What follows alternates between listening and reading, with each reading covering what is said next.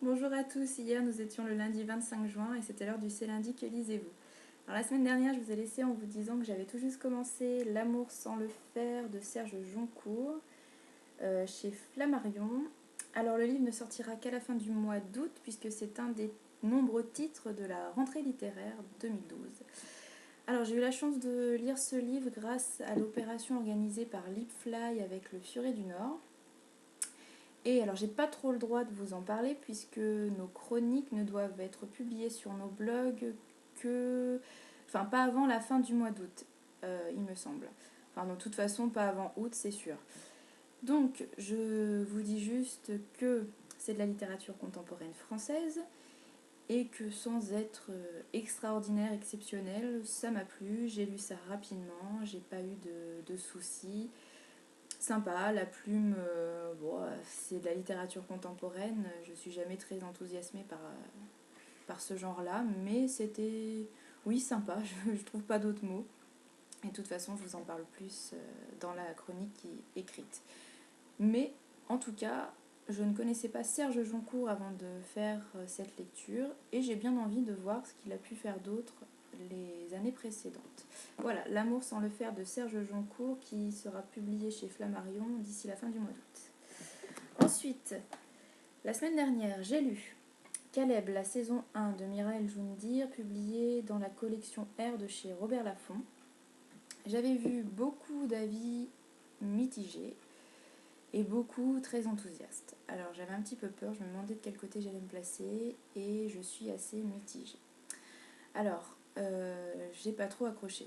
C'est vrai, l'histoire est originale, le personnage principal, Caleb, le héros, est aussi un personnage assez original puisqu'il a 19 ans. Et si vous voulez, enfin, ce héros, c'est pas le gentil de l'histoire. Au contraire, il se découvre des capacités hors du commun. Il se rend compte qu'il peut manipuler les gens et là, dans ce premier tome, en fait, il se demande de quel côté il va se placer. Est-ce qu'il se place du côté du bien ou du mal? Et donc il fait des petites expériences, il peine à se contrôler. Et donc oui, Caleb, c'est pas un enfant de cœur. Donc je comprends que sa façon d'agir, notamment avec les femmes, est assez macho, est très dominant. Et oui, ça peut choquer, oui, ça peut être un petit peu gênant. Donc ce côté-là m'a un petit peu gênée, mais je pense que ce qui a le plus gâché entre guillemets ma lecture, c'est la plume de l'auteur. J'ai eu beaucoup de mal. J'ai vraiment pas du tout apprécié les passages du présent au temps du passé. Je trouve que c'est pas bien maîtrisé. Enfin, je dis ça, je suis incapable d'en écrire la moitié, hein, mais ça m'a gênée. Pendant ma lecture, j'arrêtais pas de buter, de revenir sur la phrase précédente pour me rendre compte qu'elle était au passé simple ou à l'imparfait, et puis que la phrase que je venais de lire était au présent. Donc, je sais pas, c'est maladroit, ça m'a pas convaincue. Ensuite, l'histoire en elle-même, euh, en ce qui concerne l'intrigue, c'est original. Il y a eu quelques révélations qui m'ont surprise, donc de ce côté-là, ça fonctionne pas mal. Mais, donc comme je vous le dis, la plume, ça s'est pas passé avec moi. Et Caleb, même si j'aime bien les personnages méchants, complexes, et tout le tralala, et ben là, j'ai pas vraiment accroché, il m'a pas séduite. Donc, je sais pas ce que donnera la suite. Je sais pas en combien de tomes c'est, mais je sais pas du tout si je tenterai la suite de l'expérience. Voilà. Donc il y a eu beaucoup d'avis très positifs, donc je vous encourage à aller les lire. Et je rédige ma chronique d'ici la fin de la semaine, je pense. Vous verrez tout ça de façon plus détaillée. J'ai commencé en fin de semaine et j'ai toujours pas fini alors que je pensais que je le lirais en quelques heures seulement, mais j'ai vraiment très très peu lu samedi et dimanche et hier. Donc je suis toujours sur Carnet intime d'un vampire timide, le tome 2, Prince des Ténèbres, de Tim Collins chez Hugo et compagnie, Hugo Roman. Alors j'avais beaucoup aimé le premier tome et j'étais très impatiente de lire ce deuxième tome, puisque le personnage de Nigel dans le tome précédent m'avait beaucoup plu. Et je suis heureuse de retrouver l'humour de Tim Collins, c'est sympa, c'est assez marrant. Bon, c'est pas des grands éclats de rire, hein, mais ça fait sourire.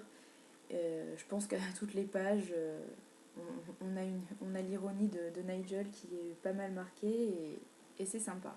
Par contre, niveau intrigue, ça n'a rien de surprenant parce que je pense que dès la lecture de la 4e de couverture, j'avais découvert le poteau rose. Donc de toute façon, je pense que c'est pas le point fort du roman et que Tim Collins ne cherchait pas à nous surprendre par tous les moyens. Vraiment, le point positif, c'est l'humour et ce héros, Nigel, qui a 15 ans depuis plus de 90 ans, il me semble, et il est toujours adolescent, et il reste coincé dans cette adolescence, et c'est la plaie. Donc voilà, il nous parle de son quotidien en tant que vampire adolescent, et de ses problèmes pour séduire les filles notamment. Alors, donc il me reste une 20, non, 50 pages à lire. Voilà. Bon, 50 pages avec des illustrations écrites en gros, donc je pense que je l'aurai fini ce soir, en tout cas j'espère. Dans les jours à venir, j'ai envie de lire quelque chose de très rapide. J'ai envie de me faire un petit manga. Donc le 7e tome de Card Captor Sakura chez Clamp. Alors, Sakura, c'est ma petite héroïne chouchou dans les mangas. J'ai découvert cette petite héroïne grâce à l'anime qui passait sur M6 à l'époque. Et j'adorais. Alors, il y a quelques mois, presque quelques années, j'ai décidé de me lancer dans le manga et je le conseille vraiment à ceux qui aiment l'anime parce que sans être exactement la même chose, c'est vraiment très proche et c'est un plaisir de retrouver Sakura et toutes ces petites aventures. Alors là, le tome 7, j'ai hâte de le commencer parce que il y a 12 tomes en tout. Et si vous voulez, les 6 premiers tomes racontent un petit peu une grande aventure et les 6 tomes suivants racontent une autre chose. Pardon. Et dans la série, dans l'anime, ça se voit bien puisque l'anime est séparé en 2 saisons et donc les 6 premiers tomes du manga correspondent à la première saison et les 6 suivants à la 2e saison.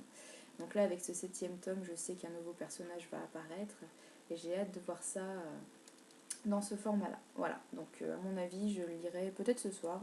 J'ai bien envie de retrouver Sakura ce soir avant de me coucher. Ensuite, j'ai prévu dans les jours à venir de lire les parties 2 et 3. Alors, vous voyez très très mal avec la lumière. Bon, c'est un manuscrit. Les parties 2 et 3 de Moi l'Indien, de Alexis ZS, puisqu'il veut qu'on l'appelle ainsi. La première partie est déjà disponible sur Amazon en format numérique pour vraiment quelques centimes d'euros. Je vous la conseille, j'ai beaucoup aimé la première partie et j'ai hâte de retrouver les 2 petits héros dans ces 2 dernières parties, Émilie et Benjamin, qui vivent dans la France de 2100. Donc j'attends d'avoir lu ces 2 parties pour pouvoir vous faire un avis général sur les 3. Et vous trouverez ça sur le blog d'ici quelques jours, peut-être une grosse semaine même.